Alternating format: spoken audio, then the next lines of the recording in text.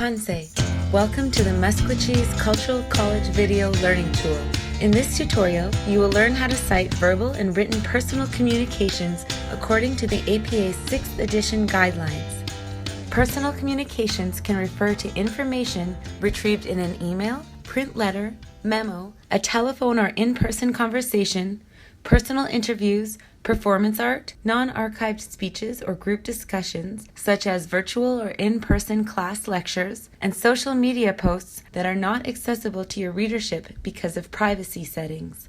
One note on social media posts. If a Facebook page, for example, is not set to private and viewable to the public, you must then cite it both in text with the full name, date, and also include a full reference for the post on your reference page.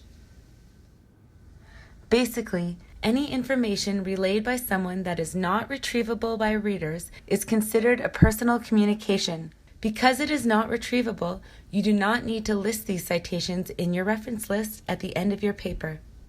If you are planning on using information retrieved from any of the above sources, make sure you document the speaker or writer's first initial and last name and the day, month, and year of the communication.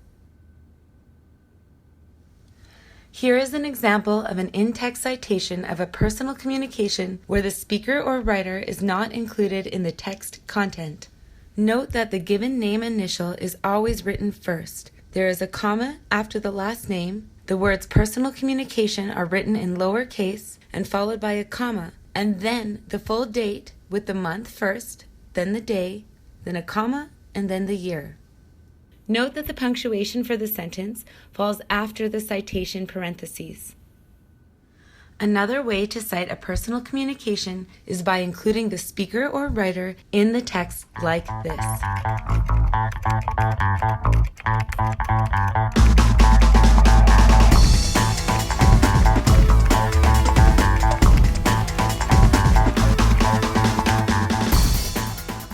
You must also cite paraphrased personal communications.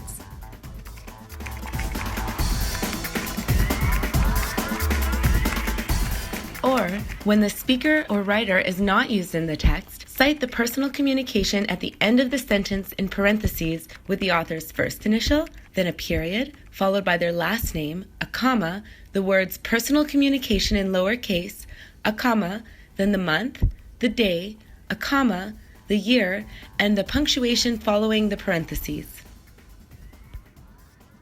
If you are citing information said by or about somebody who is a participant or respondent in your research and they wish to be identified or want to go on the record, then you can include their name in the paper using the personal communication citation like this.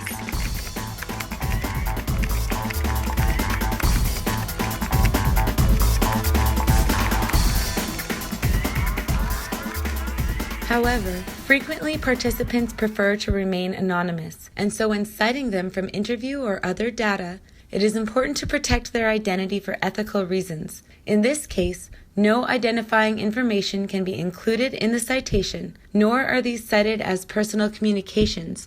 Rather, they are included in your paper using descriptors such as age, gender, occupation, pseudonyms, etc., and according to the context and ethical framework around anonymity set out by your research project.